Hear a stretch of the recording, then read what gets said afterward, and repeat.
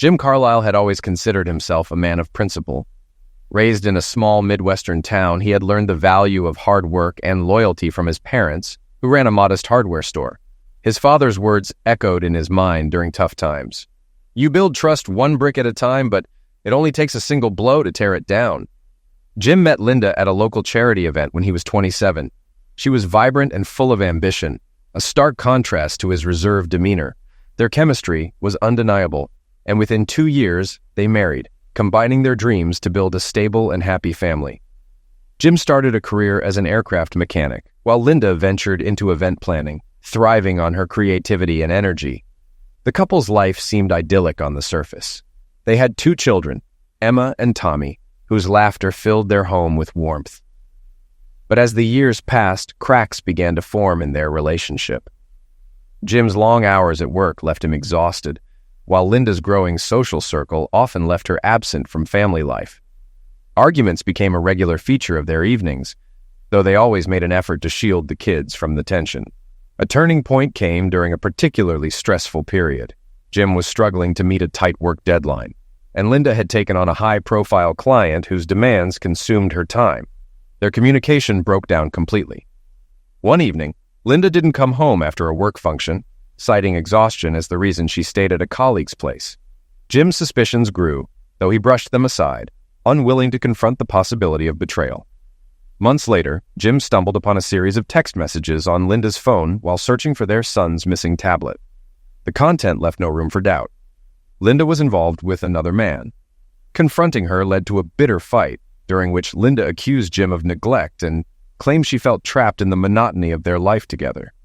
Jim's pleas for counseling were met with resistance, as Linda insisted that their marriage was beyond saving. In the weeks that followed, Linda's behavior became increasingly erratic. She spent nights away from home without explanation, leaving Jim to care for the children alone.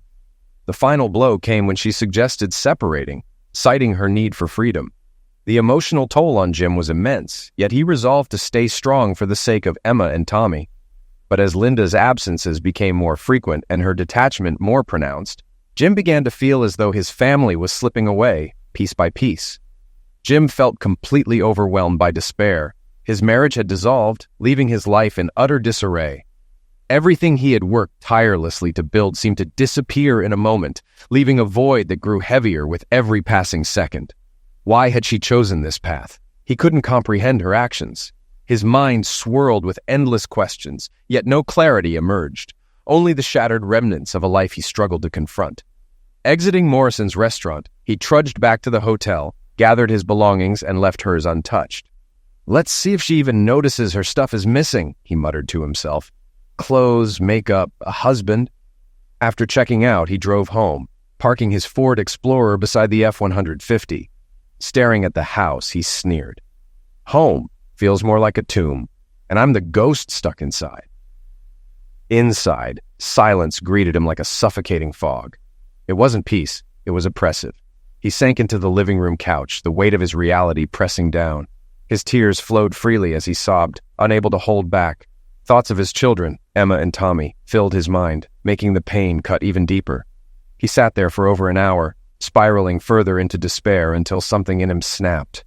Moving on impulse, he stumbled to the bar, grabbed a bottle of whiskey, and smashed its neck against the counter. He took a swig, the sharp burn offering no comfort, only a trembling in his hands. In a sudden rage, he hurled the bottle at the fireplace.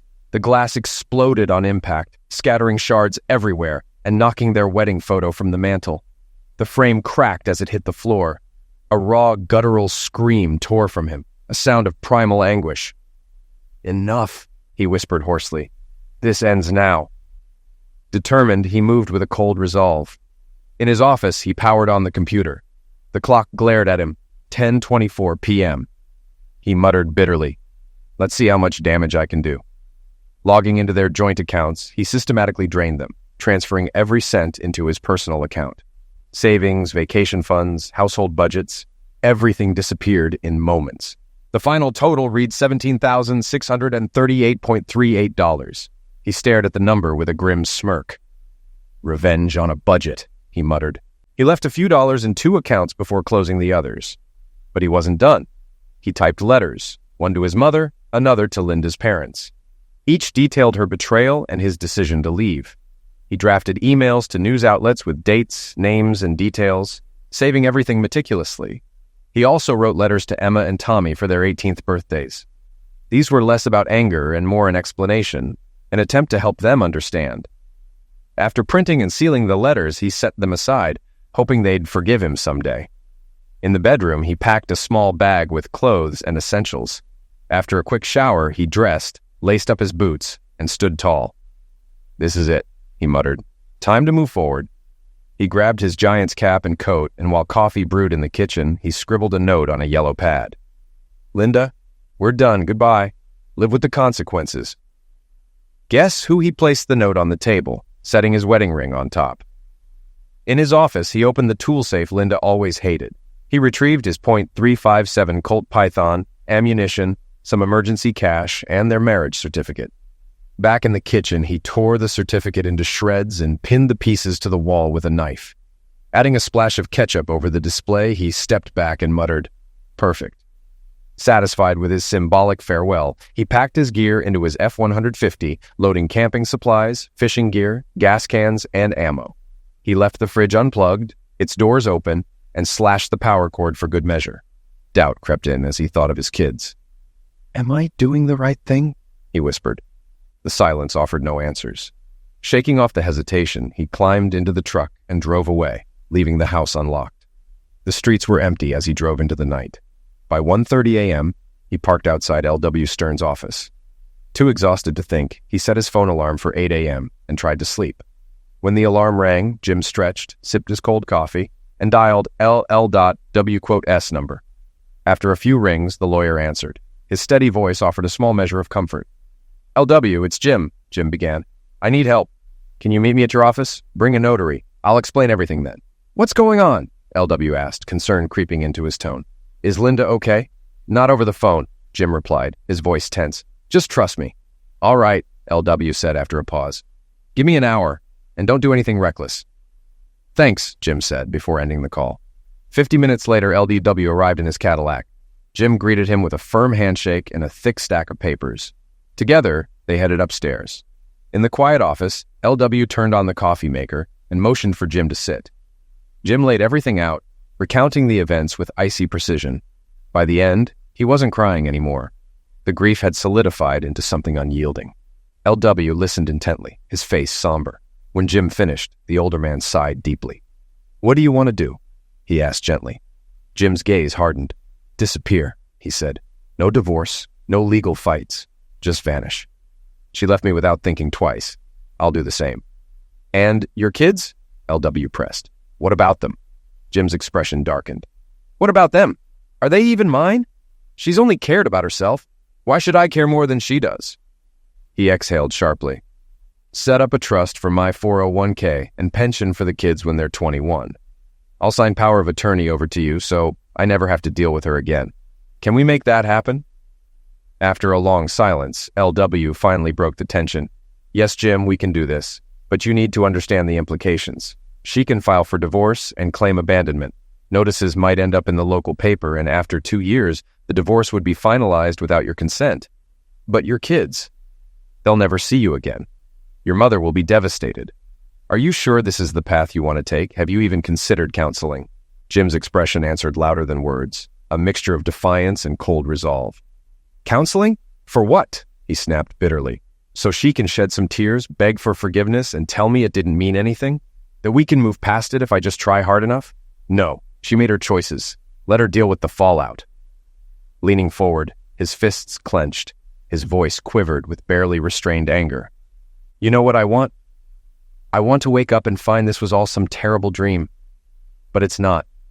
And I won't sit in a room while some therapist lectures me about forgiveness or reminds me to think of the children. She's the one who destroyed this family, and I'm done." LW said nothing, letting the bitterness hang heavy in the air. Jim finally exhaled sharply, his tone dropping to a chilling calm. "If my life is wrecked, hers will be too." LW sighed deeply, the weight of Jim's words evident in his weary expression. He wiped at the corners of his eyes as Jim straightened, his posture rigid. The atmosphere shifted as Penny Wilson, LW's assistant and a notary, cautiously entered the room. Picking up on the tension, she hesitated, but LW waved her in. Introductions were quick, and Penny left to gather her supplies, returning with a tablet and a cup of coffee. Together, she, LW, and Jim went through the legal documents, a separation agreement, power of attorney, and trust accounts for Jim's children with LW and Jim's mother as trustees. Every detail was painstakingly finalized and signed. When it was over, Jim handed over letters addressed to his children, to be opened on their birthdays. Standing, he shook hands with both LW and Penny. "I'm sorry," Penny offered softly, her eyes filled with empathy. Jim nodded, his face unreadable. Inside he felt hollow, drained of everything but a strange, numbing emptiness. As he stepped out of LW's office, the overcast sky mirrored his mood. The heavy clouds no longer felt oppressive, but strangely fitting, a somber backdrop to his unraveling life. Jim drove straight to the bank, withdrawing most of his savings and leaving only a token amount in his checking account. He filled his truck's tank and auxiliary tank at a gas station, adding 2 jerry cans of fuel for good measure. His next stop was an internet cafe, where he uploaded letters addressed to his mother, her parents, and a few local news outlets. With methodical precision, he canceled their shared credit cards, reporting them as stolen to prevent Linda from using them further. The rain had slowed by the time Jim left the cafe, the gray skies of March over Cicero softening just enough to suggest a sliver of change. By 2 p.m., he was driving east, his destination unknown. After 7 hours on the road, he stopped at a roadside motel, where the restless churn of his thoughts kept him awake. The next morning, after another 6 hours behind the wheel, Jim arrived in Golden Beach, Maryland, a quiet riverside town on the Patuxent. The off-season stillness felt like a balm for his raw nerves. Parking near a small diner called Sally's, he stepped inside. A corkboard near the entrance caught his attention. Flyers for babysitting, dog walking, used cars, and rentals were pinned haphazardly. One ad stood out: studio apartment. 1 bedroom, kitchenette, shower, quiet area, no smoking or drinking, $135 per month, cash up front, utilities and internet included, parking for 1 car, references preferred. For the first time in days, Jim felt a flicker of hope. The simplicity of the ad suggested a clean break, a chance to start over. He pulled the paper from the board and approached the counter, where a smiling older black woman in a waitress uniform stood. Her name tag read, Sally. "Well, hello there," she greeted warmly. "What can I get you?" Jim held up the flyer. "This still available?" Sally didn't look at the paper. Instead, she studied him with sharp but kind eyes. "Looking for a place to stay? What about work?" Jim hesitated. "Both, I guess." With a knowing nod, Sally pulled out her phone and dialed. After 2 rings, someone picked up. "Hey," she said, glancing at Jim. "I've got someone here you should meet. Looks respectable enough. Yeah, come by." She hung up and chuckled. "Don't worry, they're good people. Hungry? You've got time for a bite." "Sure," Jim replied. "Roast beef sandwich, salad with ranch, and sweet tea." "Coming right up," she said, disappearing into the kitchen. The food was better than expected. The roast beef was tender, the salad crisp, and a surprise side of coleslaw complemented the meal. Jim was on his 2nd glass of tea when the door creaked open, and 2 strangers walked in. One was a slender, athletic East Asian woman in her early 40s. The other, a tall, rugged man in his 60s, carried himself with the unmistakable bearing of a Marine. The man guided the woman to a seat on Jim's left before taking the stool to his right, removing his sunglasses and fixing Jim with an intense gaze. Jim smirked. "Don't be shy. Take a seat." The man didn't flinch, but the woman broke the tension with a warm smile. "Hello, I'm May Lowell, and this is my husband, Joshua. Say hello, Joshua." "Hello," Joshua muttered, his eyes not leaving Jim. May extended her hand, and Jim shook it. "What's your name, where are you from, and why are you here?" she asked bluntly. Jim hesitated but handed over his driver's license and a brief, vague explanation. "Are you married?" she pressed. "Yes," he admitted reluctantly. "Kids?" Jim's tone sharpened. "Yes, but I don't know where they are, and I don't care to. I've done nothing illegal. Morally questionable? Sure. But I'm not interested in justifying myself. If you don't like it, I'll leave." Joshua's deep voice broke the tension. "Enough, May." She fell silent, and Jim turned to Joshua, whose expression softened slightly, though his commanding presence remained. "The rent's $150 a month starting next month," Joshua stated. "It's clean and quiet, and the price won't change unless you break the deal. Interested? We'll show you the place, and we'll shake hands to seal it." "Shake hands?" Jim raised an eyebrow. "I'm a man of my word," Joshua replied evenly. After a pause, Jim nodded. "Let's see it." He paid for his meal, just over $5, and left a generous tip for Sally. She nodded in approval as he followed the Lowells outside. Joshua exchanged brief words with 2 sheriff's deputies getting coffee, then led May to a gleaming black Jeep Rubicon Sahara. Helping her into the passenger seat, he murmured something before shutting the door and motioning for Jim to follow. It was the first time Jim had seen Joshua crack a smile. The image lingered in Jim's mind as the grin faded and Joshua's face turned serious again. Sliding into his Jeep, Joshua cast a glance at Jim before pulling away. Jim followed in his truck, the Marine Corps and American flag decals on the Jeep's rear window guiding him through the winding roads. A faded Vietnamese flag from the 1970s hinted at stories Joshua had yet to tell. After about 12 minutes, they turned down a secluded drive that opened to a cluster of raised bungalows perched near the water. The quiet marina stretched into the distance, the tranquil scene a stark contrast to the chaos Jim had left behind. They stopped in front of a modest blue cottage with crisp white shutters near the riverbank. Jim parked, stepping out to examine the sturdy ramp and stairs leading to a wide veranda. The Lowells took the stairs, while Jim opted for the ramp, appreciating its solid craftsmanship. At the top, Joshua unlocked the door and gestured for Jim to step inside. The interior radiated simplicity and calm. For the first time in what felt like forever, Jim felt a small flicker of hope. A narrow hallway led into the home. On one side was a small but functional kitchen, on the other a bathroom with a shower. At the end of the hall, a bedroom overlooked the river, while a cozy living room offered views of the wooded hills. Shuttered windows opened to a wraparound veranda that made the modest home feel larger. A ceiling fan turned lazily in both the living room and bedroom, and a freestanding wood stove in the corner provided the only source of heat. Though minimal, the space was insulated well, and the low ceilings made it feel snug. At roughly 1,200 square feet, it felt like the perfect retreat. "Not for me," Jim thought grimly, forcing himself to refocus. "I'll take it," he said, turning to Joshua.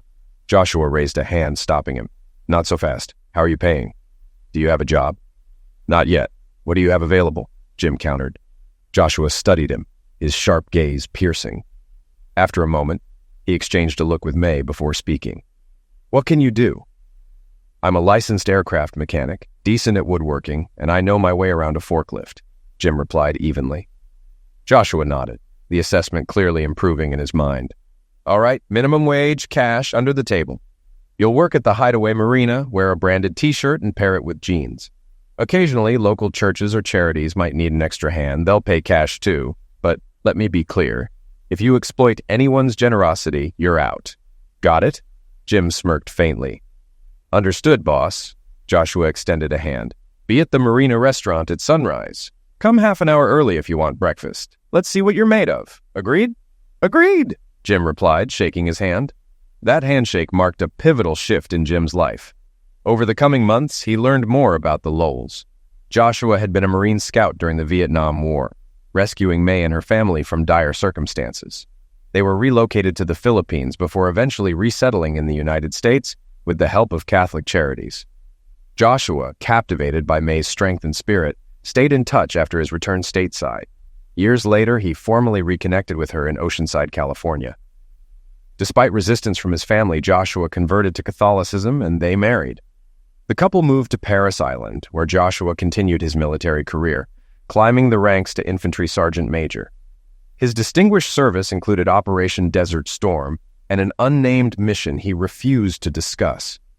Together, they raised 4 children, all of whom pursued military careers.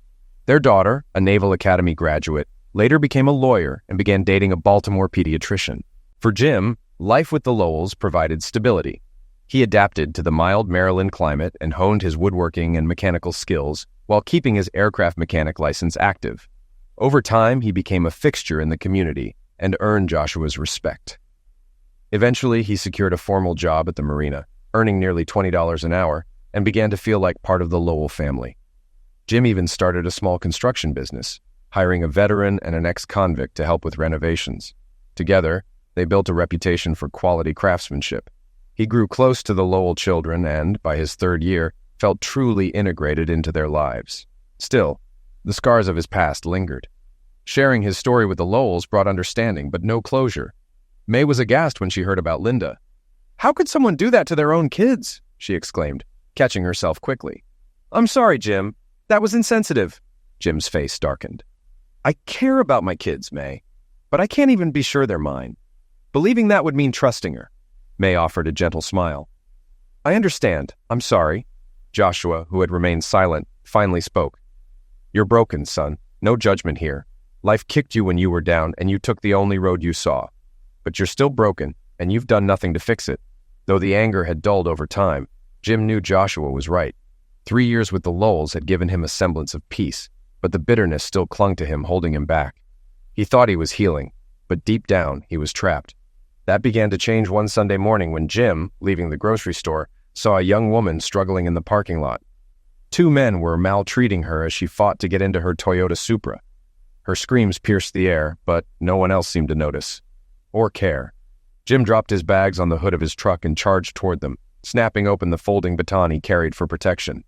"Hey!" he shouted, drawing their attention.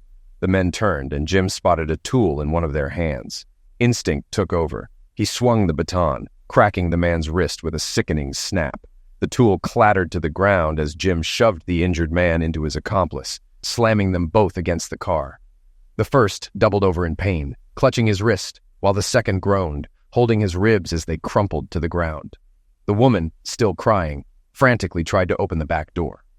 Jim realized why when he saw a small child strapped in the car seat. Grabbing his phone, he called Michael Lowell. "Mike, I need backup. Grocery store parking lot, possible robbery, or worse." "Stay put, we're on our way," Michael replied. Jim secured the scene, keeping the men on the ground until help arrived. When Michael and his partner arrived, weapons drawn, Jim handed over the tool and explained what had happened. The woman, who introduced herself as Emma Lindell, thanked him tearfully. She and her daughter were shaken, but unharmed. For the first time in years, Jim felt like he'd made a difference. Later, as Emma invited him to lunch at Sally's, Jim hesitated, but agreed. For the first time in a long while, he felt a spark of something unfamiliar: hope. After locking his groceries in the truck, they walked to Sally's. Stepping inside the cool diner, Jim felt something he hadn't experienced in a long time: hope. Sally spotted them as they entered and waved toward an open table. The ever-cheerful hostess greeted them warmly, a rare exception to her usual practice of reserving tables for her regulars. "Are you two here for the hero discount?" she teased with a grin. Jim blinked in confusion, but Emma giggled. "Word travels fast, huh, Sally?" "Mike mentioned the incident on the radio," Sally said, chuckling. "Looks like Mr. Nice Guy here is already famous." "Well done, Jim. I knew you were one of the good ones." Jim felt a wave of embarrassment as Sally continued to enjoy herself at his expense. Small-town life, he realized, came with its own brand of fame. 2 older men entered the diner, greeting Sally before noticing Jim and Emma. One removed his Vietnam veteran cap and approached. "Good job, young man," he said, extending his hand. "It's good to see someone step up. Heard one of them had a tool." Jim shook the man's hand, taken aback by the warm reception. The second man added, "Joshua always had a good eye for character." He shook Jim's hand briefly, nodded to Emma and Linda, and headed to the counter. Sally beamed, clearly pleased. "Looks like you're the talk of the town," she said. "This place just became the official home of our newest hero." Emma laughed. "Sally, can we just get dinner before his head inflates?" Sally recommended the Tuesday special: grilled chicken, fries, spinach, and a side salad. Jim nodded, and Emma added an order for mac and cheese and chicken nuggets for Linda, who smiled faintly before retreating to her quiet observation of Jim. As Sally headed to the kitchen, Emma turned to Jim. "Did you know Camille and her sister-in-law were trying to set us up? Apparently, they think you need saving." Jim raised an eyebrow. "Saving?" "They thought meeting me might help with your recovery," Emma said. "Not that I'm looking for romance. My focus is my daughter, but I guess fate had other ideas." She smiled and shifted gears. "So, Mr. Carlyle, let me tell you about myself. I'm 29, divorced for 3 years. My ex-husband was abusive, went to prison, and passed away last year. My sister handled the divorce. It was one of her first cases." Emma's voice softened as she glanced at Linda, clearly mindful of her words. "I'm a licensed accountant specializing in estate planning and investments. I co-own a firm with my best friend and a notary secretary, and business has been great. Her tone changed, breaking as she added, "But today, those men, it was terrifying." Her composure crumbled, and tears spilled down her cheeks as the reality of the ordeal hit her. Without hesitation, Jim moved to her side, crouched beside her chair, and embraced her. The act felt natural. Linda began to cry too, and Jim gently pulled her into the hug. For the first time in years, he felt a sense of connection and normalcy. It was both comforting and terrifying. Sally returned, her usual smile replaced with concern. Silently, she set iced tea and apple juice on the table. Jim tried to explain, but Emma interrupted between sobs. "It's just everything hitting me at once." Sally nodded knowingly and walked away. As Jim returned to his seat, Sally's usual grin reappeared, and she winked at him. Jim straightened his shirt, took a sip of tea, and finally spoke. "Emma, I need to explain something. When you introduced yourself and Linda, I froze. Your names are the same as my ex-wife's and daughter's, just reversed. It threw me off." Emma nodded, encouraging him to continue.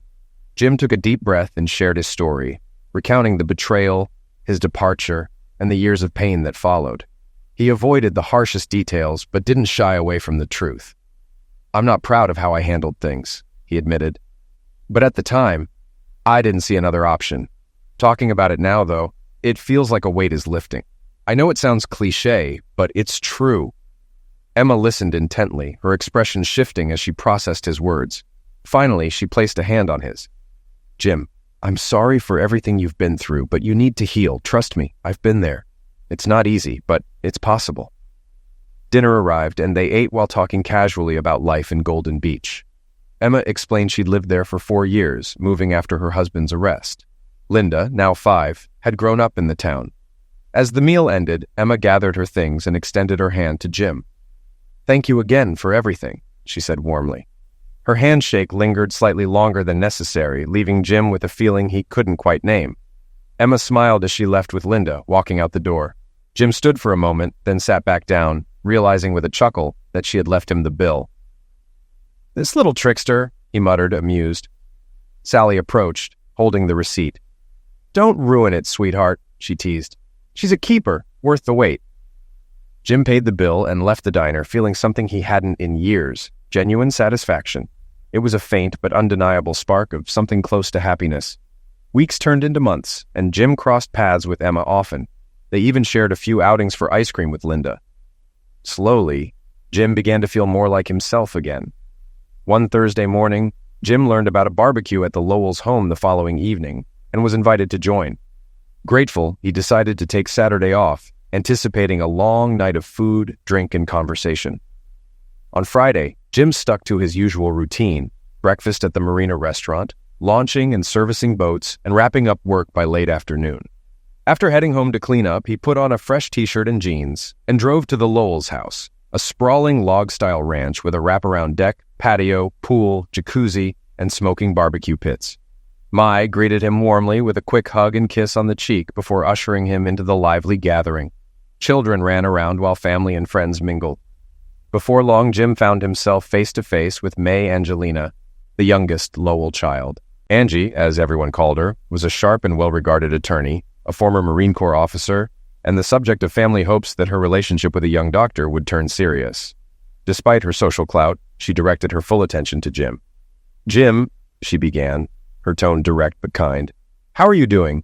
I haven't seen much of you over the past 3 years, but what I know and have observed leaves a good impression. That said, someone is very interested in you. Can we talk?"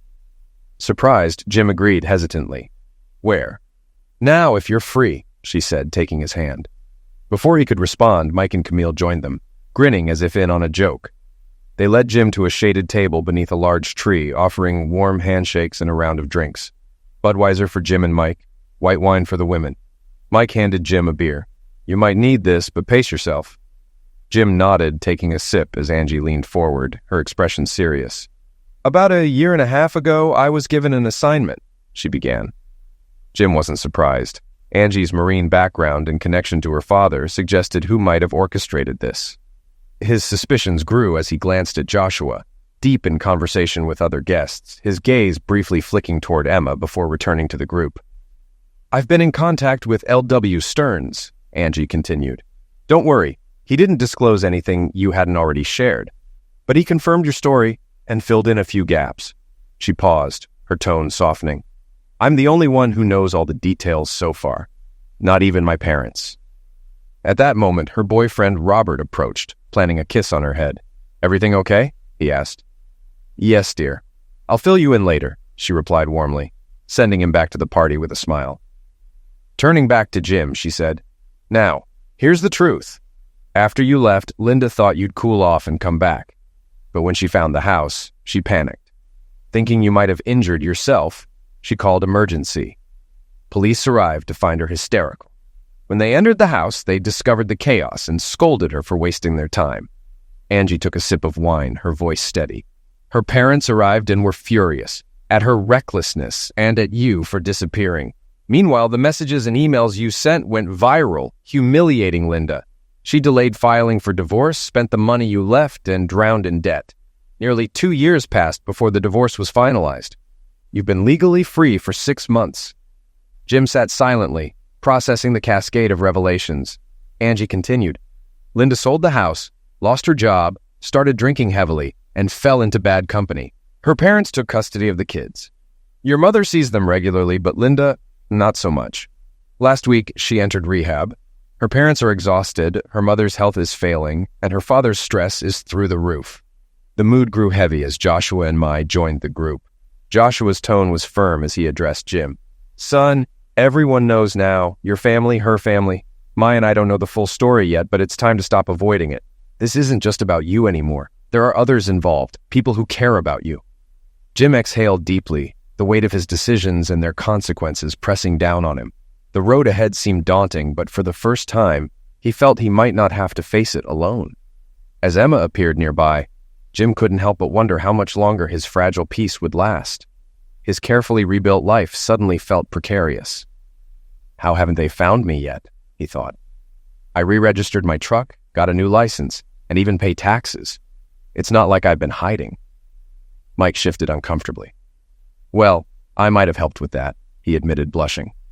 When you updated your registration and license, I pulled a few strings at the DMV. Your paperwork got lost, and any searches just didn't get reviewed.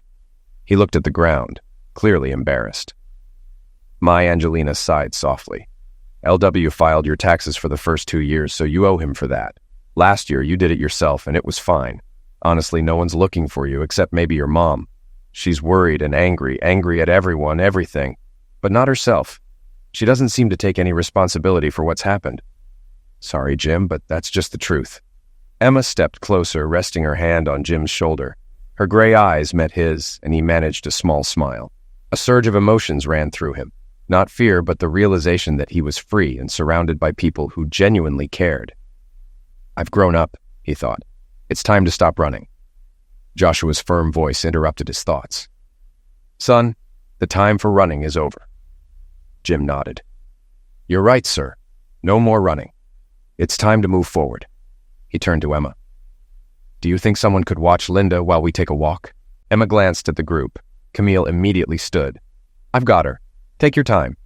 Emma smiled gratefully, then took Jim's hand and led him away. Mai hugged Jim briefly before sitting back down to debrief her parents on the conversation that had just unfolded. Emma and Jim followed a narrow path leading away from the house, the forest closing in around them. 15 minutes later, they arrived at a fallen tree by the riverbank, a secluded spot to sit and talk. Emma smoothed her dress and sat gracefully, motioning for Jim to join her. Come on, she said, patting the tree trunk. Jim hesitated before sitting beside her, his eyes darting around nervously. Emma leaned back, closed her eyes, and smiled serenely. Her calm unnerved him. It felt like she already knew how this would end, as if this moment was exactly as she'd planned. Finally, Jim gathered his thoughts. Emma, you need to know everything, he began. I need to tell you my whole story. Emma opened her eyes and met his gaze. I'm listening. Jim recounted the painful details of his past, his betrayal, the choices he'd made, and how he'd spent the last 3 years adrift. He described the shame and loss, how he'd avoided mirrors and how lost he'd felt. He shared what Angie had revealed earlier and admitted how their first encounter had started to bring him back to life. By the end, he felt exposed, bracing for Emma's reaction. Instead of anger or pity, Emma's eyes sparkled with amusement. She burst into laughter. So, she teased, You're telling me you're the honorable type? Because, honestly, you've been nothing but honorable since the day we met." Her admiration was unmistakable, and her grin carried a hint of affection. Jim, caught off guard, hesitated before taking her hands in his. "I'm thinking about asking Angie to contact LW," he said. "I want to see if I can get custody of my kids. Linda's in rehab, unemployed, and her parents are raising the children. I don't know where I stand legally, but I can't imagine it's worse than her position." He continued, "I want to bring my kids here, to my life now. My mom deserves time with her grandchildren too, but first I need to build a house big enough for everyone." Emma blinked, clearly surprised. "You want to do all of that?" she asked softly. "And do you have feelings for me?" Jim smiled. "Yeah, I think I do. I care about you and Linda, and I think you could be part of this family I want to rebuild." Emma's grin widened. "So you're saying you love me, or that you could?" "I think it's possible," Jim admitted. Then, gathering his courage, he kissed her. It wasn't dramatic, just simple and sincere, but to Emma it felt like a promise. "You're mine," she said softly, smiling. "And I'm yours." She continued with renewed determination. "I know an architect who can help us design your house, and we'll have Angie start the custody process with LW. Don't worry about legal fees, we'll figure that out later." Jim nodded, overwhelmed but hopeful. Without another word, he pulled her into a hug, their laughter mingling with the rustling leaves. 45 minutes later, they returned to the party, brushing off leaves and grass. Emma's cheeks were flushed, and Jim's grin was wider than it had been in years. Over the next few days, plans began to take shape. Angie contacted LW to start the custody case. Jim met with Joshua to discuss purchasing land and designing a house with space for his children and an addition for his mother. He even offered his current home to Linda's parents if they wanted to stay close. For the first time in years, Jim felt like his life had direction. With Emma by his side, he was ready to face the future. Emma accompanied Jim to meet the architect, where they discussed their plans.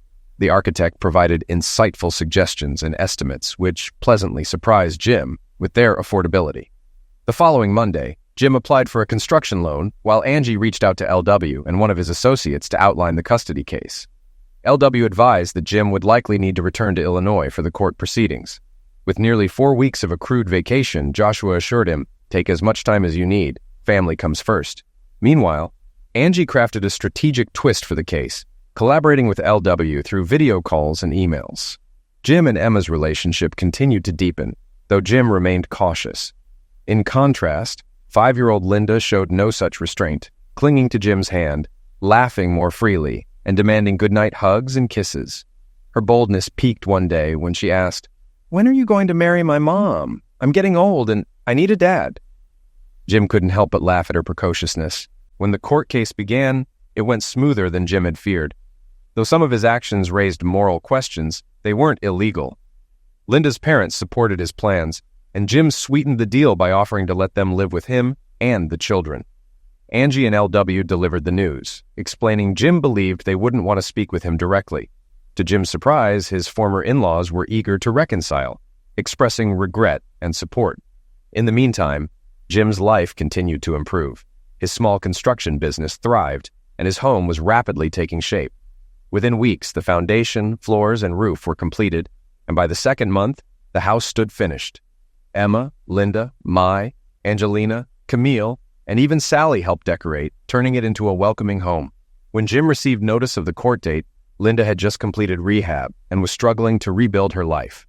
LW began selling her house to avoid foreclosure. Jim packed his truck, said heartfelt goodbyes to Emma and his newfound family, and drove to Cicero. Angie promised to join him for the trial. Returning to his hometown felt surreal. His old house was in disrepair. Overgrown grass, a dented garage door, and boarded-up windows spoke of neglect. Jim bypassed it, heading instead to his mother's apartment. She met him at the door with tears streaming down her face, hugging him fiercely. "I'm sorry, Mom," he whispered. Her radiant smile melted away his guilt. She pulled him inside, carried his bags to the guest room, and returned with coffee. "LW will be here soon," she said. "For now, I just want to look at you." 2 hours later, LW arrived with Penny Wilson. After introductions, they discussed the case. Angie would arrive Friday, and the trial was set for Monday. LW described the judge as strict but fair, emphasizing the need for a solid argument. He doesn't tolerate betrayal, but also frowns on fathers who abandon their families, LW warned. On Friday, Jim picked Angie up from the airport. She greeted him warmly, bringing much-needed levity. During the ride back, she updated him on her research and support from her fiancé, Robert Taylor. The next day, the legal team gathered to finalize their strategy. Angie's research added confidence, but Jim couldn't shake the feeling something was being withheld. LW reassured him, "You're just nervous. Everything is fine." Monday morning was crisp and clear as Jim arrived at the courthouse. LW, Angie, and Penny were waiting outside courtroom 319. As they exchanged greetings, the elevator doors opened and Linda stepped out with her lawyers. Dee and Jane accompanied her. Linda's once beautiful face was now pale and gaunt, her features weathered by time and hardship. She spotted Jim but was restrained by her companions. Angie whispered, "She looks rough."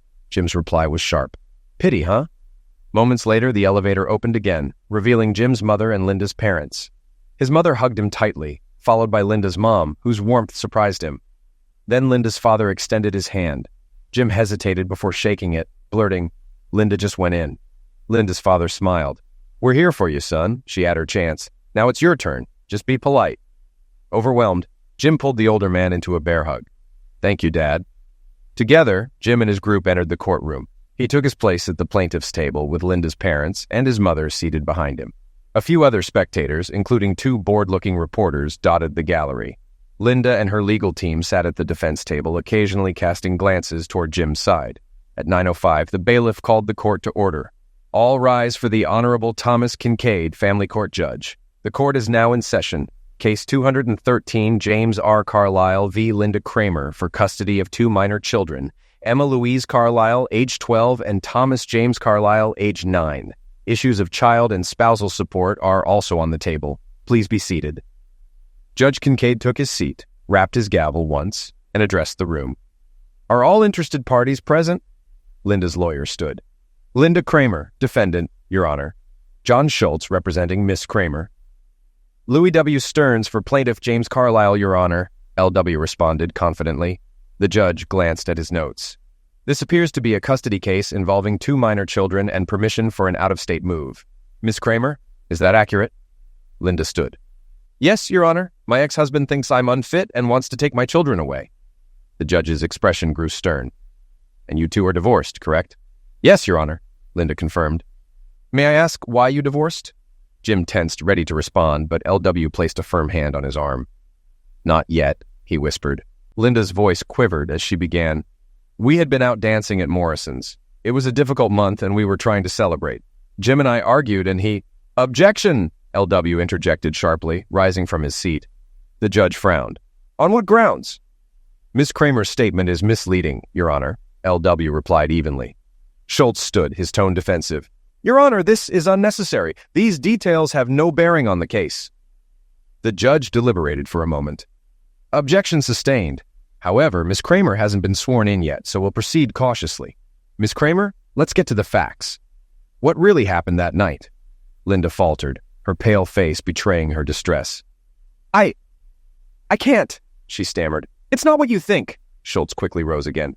"Your Honor, I object to any insinuations about my client's personal life. These allegations are irrelevant." LW smiled, his confidence unshaken. Angie exchanged a knowing glance with him. The judge raised an eyebrow. "Miss Kramer, are there allegations of misconduct here? Please clarify." Linda shrank further into her seat, visibly shaking.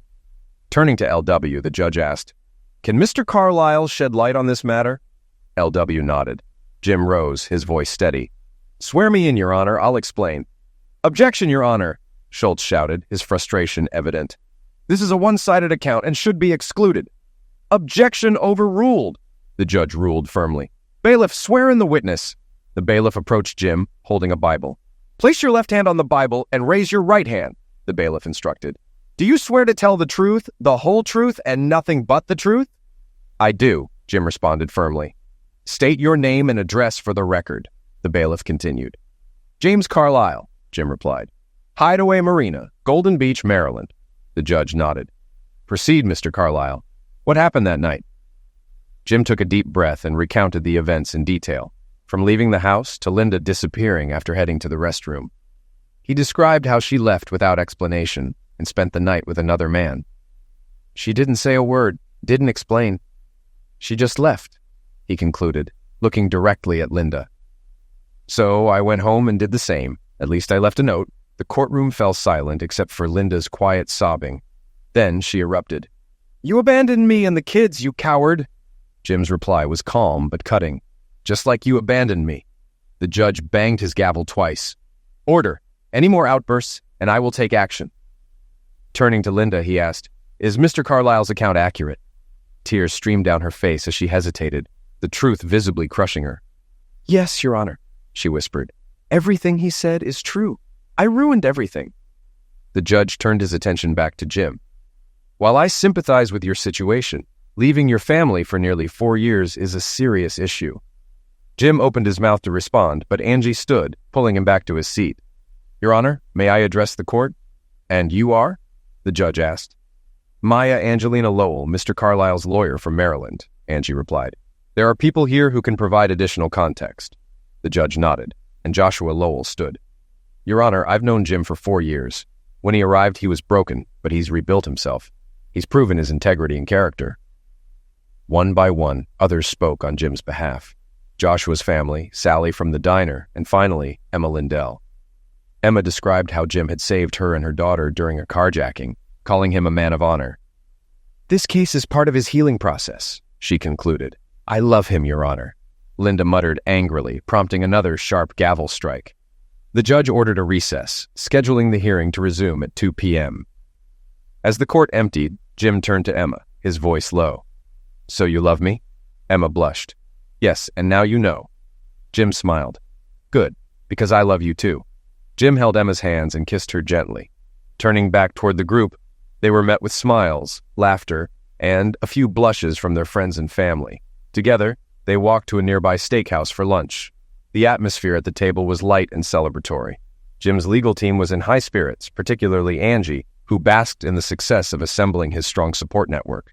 LW leaned over to her and said, If you ever get tired of Maryland, give me a call. I'd be happy to find you a place in my firm. By 1:45, they returned to the courthouse to chaos on the defense's side. Linda was missing. Her legal team scrambled to explain her disappearance, presenting signed and notarized documents where Linda conceded to all of Jim's claims and waived her parental rights. Jim sat in stunned silence as LW and Angie explained. What does this mean legally? Jim asked. LW replied, It means you won, son. She's relinquished everything. You're already divorced. This was just the rest. Angie placed a reassuring hand on his shoulder. It's over, Jim. Move forward. There's nothing holding you back now. It's really over, Jim murmured, trying to process the finality. But at what cost? His next steps loomed, picking up his children from school. They were unaware of the day's developments, but their lives were about to change. 2 reporters loitered nearby, but LW intercepted them, promising a statement later. That should keep them busy for a day or two, he chuckled. Hopefully, something more newsworthy comes along. When Jim arrived at the school with Emma and Linda's parents, his children spilled out of the building, chatting and laughing. Spotting their grandparents, they ran toward them, but froze when they saw Jim. Their hesitation lasted only a moment before they erupted into excited shouts. Daddy, Daddy! They cried, rushing to hug him. Where have you been? Why didn't you call? Where's Mom? Jim embraced them tightly, emotions flooding him. Emma stood at a respectful distance, watching quietly. After a moment, Jim introduced her. Kids, this is Mrs. Lindell. She's a good friend of mine. The children studied her curiously before Jim suggested, How about we head to your grandparents' house for lunch? You can meet some of my other friends. They agreed eagerly, piling into the grandparents' car. At the house, they joined a lively backyard gathering. After lunch, the tone shifted as Jim called everyone together for an important talk. Taking a deep breath, he began, Kids, your mom has left. I don't know where she is, but we'll try to find her. For now, she's gone. His daughter frowned, but didn't look surprised. It became clear that Linda's absences had been frequent. Jim continued, I went to court for custody, and your grandparents supported me. I won. Now you have a choice. You can live with me, or you can stay here with your grandparents. His daughter spoke first. She cheated on you, didn't she, Dad? There were different men all the time. It was gross, Tommy added bluntly. Mark was the worst. The heavy silence was broken only by Emma stepping closer to Jim and squeezing his hand. Tommy looked at her and asked, Is she your friend? Jim hesitated, his cheeks flushing. Yes, she is. Emma stumbled slightly, bumping into him, which made little Emma giggle. Oh yeah, she's definitely his friend, she teased. The conversation lightened as little Emma introduced herself. My name's Emma too. Emmeline, Big Emma replied with a smile. But my friends call me Emma. I like it, little Emma said. My real name is Emily, but everyone calls me Emma. The interaction brought a much-needed moment of levity. Tommy, watching closely, turned to Jim. She's suitable, Dad. What do you think? Jim smiled, caught off guard by his son's maturity. I think so too. Over the next 2 days, Jim shared his plans with his family. He proposed that everyone move to Maryland, selling their current homes for a fresh start. The children were excited, especially knowing that their grandparents would join them. Surprisingly, the grandparents agreed, believing a new environment would be good for everyone. Preparations began quickly. Linda's continued absence made logistics simpler, though emotions ran high. Jim's mother held a garage sale and donated items to charity while Linda's parents packed and listed their home for sale. With all the paperwork finalized, the convoy set off.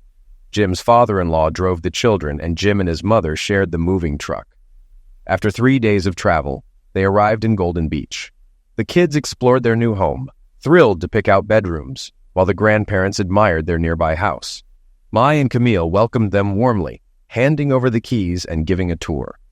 As everyone settled in, Jim returned home to find Emma chatting with the children. His daughter greeted him with a playful glare. So, do I get a sister along with a new mom? Jim blinked, caught off guard. Maybe? Did I forget to mention that? She laughed and hugged him. Thanks, Dad, Tommy added dryly. Now I see why we needed so many bedrooms. In mid-August, Jim and Emma married in a small ceremony. Their honeymoon in New Orleans was simple and sweet, filled with quiet moments and good food. They returned to Golden Beach ready to embrace their new life. Linda remained missing, but Jim's life was moving forward. With the love and support of his new family, Jim had rebuilt the life he thought he'd lost. Was he happy? Yes. Had he made the right choices? Maybe. But he was grateful, and for Jim, that was enough.